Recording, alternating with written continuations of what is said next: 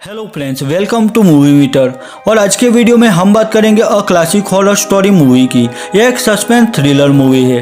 अगर आप मुझे सपोर्ट करना चाहते हैं तो इस चैनल को सब्सक्राइब कीजिए और साथ में बेल आइकॉन पर प्रेस कीजिए, जिससे मेरी अगली सभी वीडियो की नोटिफिकेशन आपको मिल सके। तो चलिए अब अ क्लासिक हॉरर स्टोरी मूवी की स्टोरी पर फोकस करते हैं। मूवी की स्टार्टिंग में हम एक लड़की को देख पाते हैं जिसे शक्ति से बांधकर रखा हुआ था। तभी वहां पर एक आदमी आता है जिसके हाथ में हथियार था और यह सब बाहर से कोई देख रहा था। अब यहाँ से कहानी फ्लैशबैक में चली जाती है। यहाँ पर एलिसा नाम की लड़की थी जो कि प्रेग्नेंट थी। अब एलिसा अपने काम के ट्रैवल बेच पर थी और उस वक्त वो एक न्यूबॉर्न बेबी को हैंडल नहीं कर सकती थी। तो एलिसा की मॉम ने डॉक्टर के साथ एक अपॉइंटमेंट फिक्स कर दी थी जिससे वो उसका एबॉर्शन करवा सके। इसके बाद हम एक कपल को देख पाते जिनका नाम सोफिया और मार्क था। वहीं वहां पर एक डॉक्टर भी था जिसका नाम रिकार्डो था। वहां पर एक और लड़का भी था जो अपने ब्लॉग बना रहा था, उसका नाम डेविड था। और यह सब अपने अपने काम के लिए साथ जा रहे थे। एलिसा भी उनके साथ जा रही थी। वैन में सोफिया एक गेम खेल रही थी जिसमें हॉरर मूवी के बारे में प्रश्न पूछे जा रहे थे। वहीं वो लोग न्यूज़पेपर भी पढ़ रहे थे जिसमें एक माँ बेटी के लापता होने की खबर छपी थी। दूसरी खबर यह भी छपी थी कि यहाँ की मेयर माफिया के लोगों के खिलाफ थी। यह सब वैन से इटली से नॉर्थ से साउथ की ओर जा रहे थे और साउथ का एरिया बहुत ही डेंजर और खराब माना जाता था क्योंकि वहां पर कई माफिया रहते थे। अब बीच रास्ते में एलिसा को वॉमिट आने लगती है तो वैन रोक दी जाती है। यहाँ पर रिकार्डो फोन पर किसी से बात कर रहा था और वो काफी परेशान भी दिखाई दे रहा था। वही मार्क डेविड से कहता है कि अब मैं वैन ड्राइव करना चाहता हूँ। अब मार्क ड्राइव कर रहा था और रात भी हो चुकी थी। मार्क और डेविड बात कर रहे थे। यहाँ मार्क ने काफी शराब भी पी ली थी। उसी वक्त हम देखते हैं कि रास्ते में एक मरा हुआ हिरन पड़ा हुआ था। अब एक्सीडेंट से बचने के चक्कर में डेविड वैन का स्टीयरिंग घुमा देता है, लेकिन वैन आउट ऑफ कंट्रोल होकर आगे एक पेड़ से टकराती है और वो सब कुछ वक्त के लिए बेहोश हो जाते हैं। होश आने पर वो देखते हैं कि एक्सीडेंट की वजह से मार्क के पाँव में गहरी चोट लग चुकी थी और उसका घुटना टूट चुका था। एलिसा भी मदद के लिए एम्बुलेंस बुलाना चाहती थी, लेकिन वहां पर मोबाइल नेटवर्क नहीं था। अब वो सब वैन से बाहर आकर देखते तो वहां पर कोई रोड नहीं था। वो लोग जंगल के बीच आ चुके थे। वहां सामने एक घर था, लेकिन उन्हें घर में कोई नहीं दिखाई दे रहा था। तो वो सब वापस वैन में आते। यहाँ रिकार्डो वैन स्टार्ट करने की कोशिश कर रहा था, लेकिन वैन स्टार्ट नहीं हो रही थी। इसके बाद रिकार्डो और डेविड रोड ढूंढने निकलते जिन्हें उन्हें कोई मदद मिल सके। और इधर वैन में सोफिया और एलिसा बात कर रही थी। दूसरी तरफ जंगल में आगे बढ़ते हुए डेविड और रिकार्डो को सामने शैतानिक रिचुअल की कुछ डरावनी चीजें दिखाई देती है जो वहाँ किसी ने लटकाई हुई थी। यह देखकर डेविड रिकार्डो से कहता है कि हमें अभी यहाँ से निकलना होगा। अब यहाँ से वो दोनों वापस वैन की ओर निकलते। दूसरी तरफ एलिसा वैन के बाहर आती है तो उसे सामने के घर का दरवाजा खुला हुआ दिखाई देता है। तो एलिसा उस घर में आती है। वहां पर कोई नहीं था, लेकिन एलिसा को वहां पर कुछ लोगों की तस्वीर दिखाई देती है। तस्वीर में सभी लोगों ने अजीब से मास्क पहने हुए थे। तभी एलिसा को वहां पर एक कमरे का दरवाजा बंद होने की आवाज सुनाई देती है। एलिसा उस कमरे में आकर देखती है तो वहां पर कई कैंडल्स जल रही थी। कमरे की दीवार पर कुछ पेंटिंग्स भी थी जिसमें पहली पेंटिंग में आंखें नहीं थी, लेकिन वो घने अंधेरे में भी तुम्हें देख सकता है। दूसरी पेंटिंग में कान नहीं थे, लेकिन फिर भी वो तुम्हें सुन सकता है। वही तीसरी पेंटिंग में मुंह नहीं था, लेकिन आप कभी उसे देख ले तो बोलने की हिम्मत मत करना। इन तीनों के पास पंख वाले घोड़े थे और यह सॉन्ग ऑफ डेथ की पेंटिंग थी। दरअसल यह एक लेजेंड थे। वो तीनों भाई थे जो किसी दूसरी दुनिया से थे। कई साल पहले लोग भूखमरे से मर रहे थे। तभी इन तीनों भाइयों ने लोगों को बचाने का वादा किया, लेकिन उनकी शर्त थी कि लोगों को एक सैक्रिफाइस देना पड़ेगा। और गांव वालों ने सैक्रिफाइस के लिए एक औरत को चुन लिया, जिसमें तीन भाइयों ने उस औरत की आंखें और जबान निकाल ली। और यही उन तीन भाइयों में से दो भाइयों की खासियत थी, यानी जबान ना होना और आंखें ना होना। उस औरत के सैक्रिफाइस से उन लोगों ने गाँव वालों को तो भूखमरे से बचा लिया, लेकिन हर एक चीज की एक कीमत होती है। इन गाँव वालों को तीनों लेजेंड के काम का हिस्सा बनना पड़ा, जो कि अब एक ग्रुप बन चुका था। यह 3 भाइयों की कहानी डेविड सबको सुना रहा था क्योंकि उसकी ग्रैंडमा उसे यह कहानी बचपन से सुनाती आ रही थी। लेकिन डेविड के अलावा किसी को भी इस कहानी पर यकीन नहीं था। अब वो सब तय करते हैं कि दूसरे दिन सुबह वो सब यहाँ से चले जाएंगे।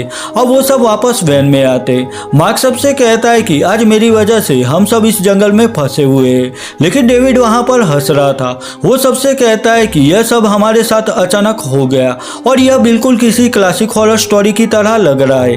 अब डेविड टॉयलेट के लिए वैन से बाहर आकर जंगल की ओर जा रहा था, तभी उसे 2 आदमी दिखाई देते जिन्होंने अपने चेहरे पर मास्क पहना हुआ था। वही वैन में एलिसा भी अपनी मॉम को मैसेज सेंड करना चाहती थी, लेकिन एक भी मैसेज सेंड नहीं हो रहा था। तभी उन्हें सामने वाले घर से किसी के चिल्लाने की आवाज सुनाई देती है। तब सोफिया और एलिसा देखने के लिए उस घर की ओर निकलती है।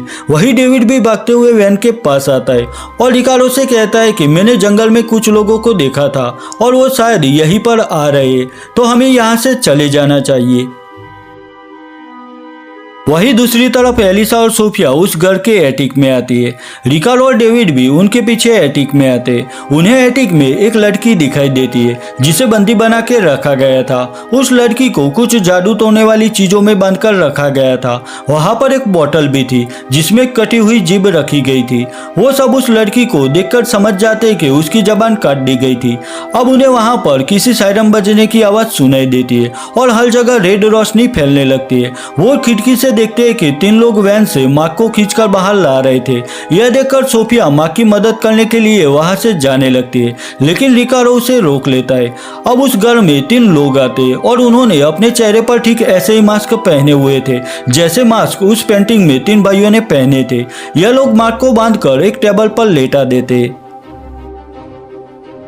सबसे पहले वो मार्क के दोनों पैरों पर हथौड़ी से वार करते और मार्क के दोनों पैर डैमेज कर देते और इसके बाद एक मशीन उसके चेहरे पर रखते। उस मशीन से 2 नुकीली कील बाहर आती है जिससे वो मार्क की दोनों आंखें फोड़ देते। आखिर में मार्क मारा जाता है और वो तीनों मार्क की डेड बॉडी वहां से बाहर ले जाते।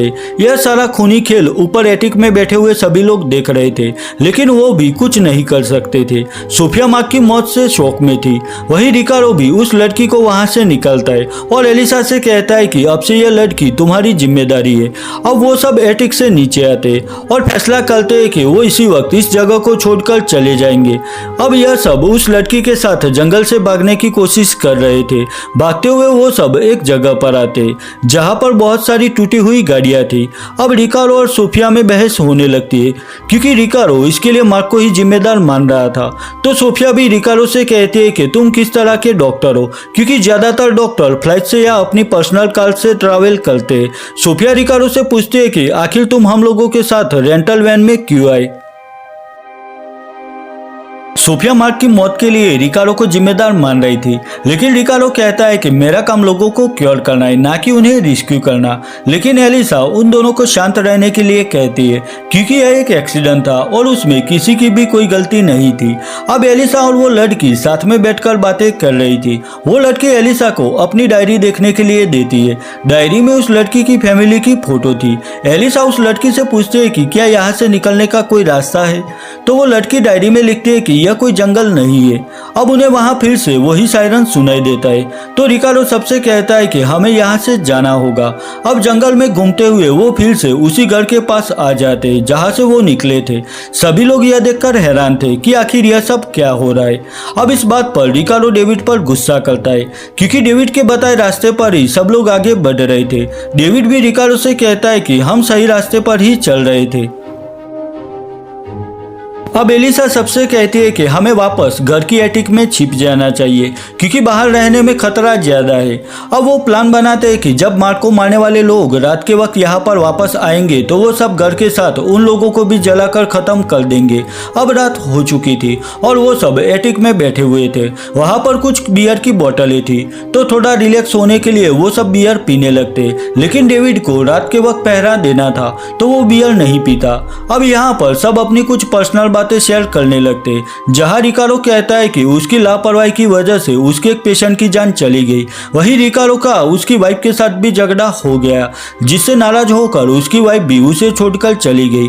डेविड भी कहता है कि जब मुझे कुछ नॉर्थ के लोग मिले तो वो मुझे कहने लगे कि तुम साउथ से हो और तुम एक माफिया हो, तो उसने गुस्से में आकर उसे माफिया कहने वाले लोगों को मार डाला। अब डेविड का यह जोक सुनकर सब लोग हंसने लगते।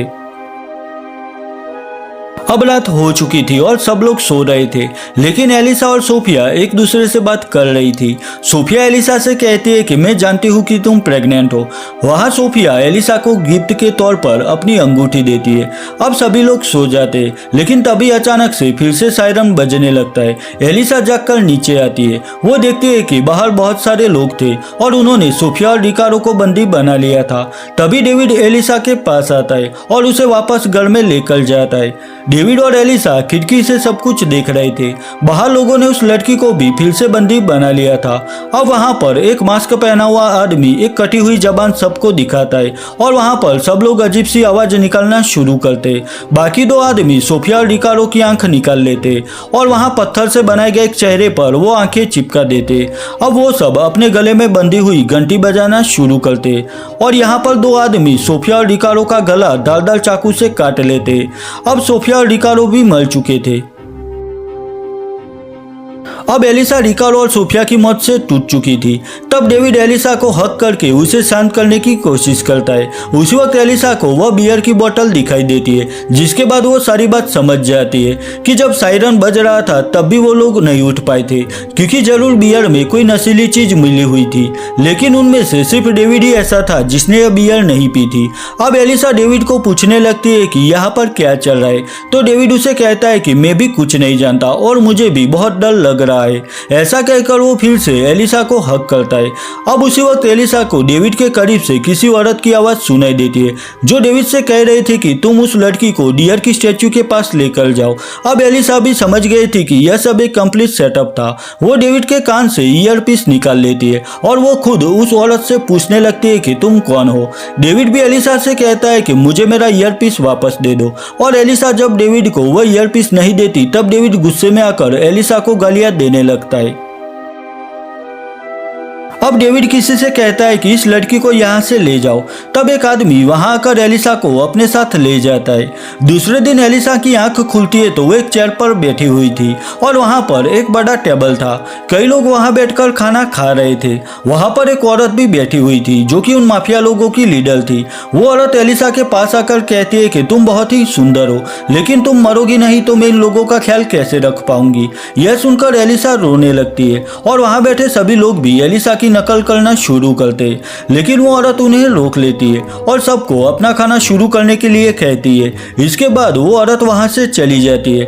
अब एक आदमी एलिसा को एक कमरे में लेकर आता है, जहां पर सामने बहुत सारी स्क्रीन लगी हुई थी, जिसमें कई सारे रूम की फुटेज चल रही थी। यह उसी घर के कमरे थे जहां एलिसा और बाकी लोग छिपे हुए थे, यानी कि यह सभी लोग एलिसा और बाकी लोगों पर पहले से ही नजर रख रहे थे। अब उसी वक्त हम स्क्रीन पर डेविड को देख पाते जो कि एलिसा से लाइव बात कर रहा था। एलिसा उस लड़की के बारे में पूछने लगती है जिसकी जबान काटकर उन्होंने उसे बंदी बनाकर रखा हुआ था, लेकिन डेविड कहता है कि सॉरी मैं कोई स्पॉइलर नहीं दे सकता। एलिसा डेविड से पूछती है कि क्या यही तुम्हारा काम है, मरते हुए लोगों की वीडियो बनाना। तब डेविड कहता है कि यह एक हॉरर मूवी है। यह सुनकर एलिसा जोर से हंसने लगती है और कहती है कि क्या मैं भी इसी तरह मरने वाली हूँ एक लूजर की मूवी में एक्ट करने के बाद। तब डेविड गुस्से में एलिसा से कहता है कि तुम हमारी माफिया कम्युनिटी को नजरअंदाज कर रही हो। दरअसल तुम सब यही खून खराबा देखना पसंद करते हो। दुनिया में हर साल ढेर सारी ऐसी स्लेशर फिल्में रिलीज होती है जिनमें यही खूनी सिलसिला दिखाया जाता है और सब ऐसी फिल्में देखना पसंद करते हैं। इसी वजह से ही रॉन्ग टर्न, लीदरफिश, जेसन और ऐसी कई फिल्में ब्लॉकबस्टर साबित हुई है। डेविड एलिसा से कहता है कि इस तरह की फिल्में तुम सब देखना ज्यादा पसंद करते हो और मेरी मूवी भी एक ब्लॉकबस्टर साबित होगी। इतना कहकर वो ऑफलाइन हो जाता है। अब एलिसा भी किसी तरह अपने आप को छुड़ा लेती है और जब वो वहां से बाहर आती है तो वहां का नजारा देखकर वो समझ जाती है कि यह सब कंप्लीट सेटअप था और यहाँ पर शूटिंग ही चल रही थी, यानी कि जंगल में जितने भी लोग दिखाए गए थे वो सब क्रू मेंबर थे।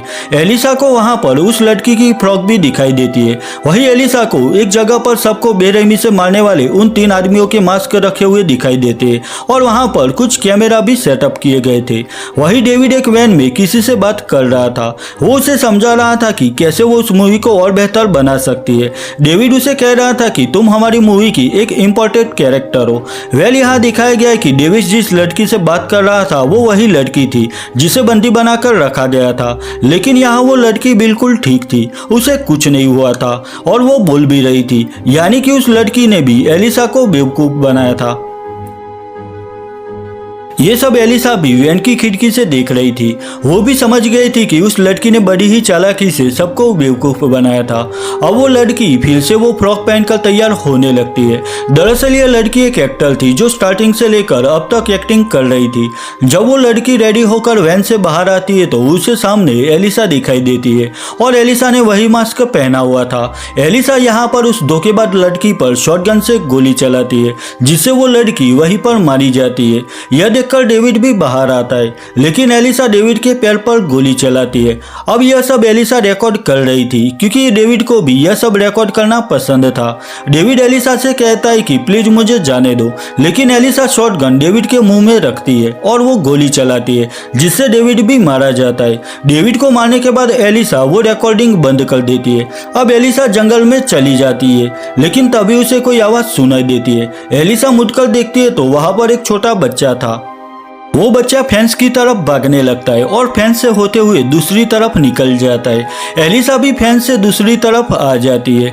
दरअसल यह एक मिलिट्री एरिया था। जब एलिसा उस फेंस को पार करके थोड़ा आगे जाती है तो उसे वहां पर कई लोग बीच पर बैठे हुए दिखाई देते हैं। एलिसा अपने मोबाइल में देखती है तो नेटवर्क मिलने के बाद सारे मैसेज भी उसकी मॉम को सेंड हो चुके थे, यानी कि एलिसा अब बिल्कुल सेफ थी। लेकिन एलिसा को इस हाल में देखकर सब लोग हैरान थे और वहां सब लोग एलिसा को इस हाल में अपने मोबाइल से रिकॉर्ड करना शुरू करते और बस यहीं पर अ क्लासिक हॉरर स्टोरी मूवी खत्म हो जाती है।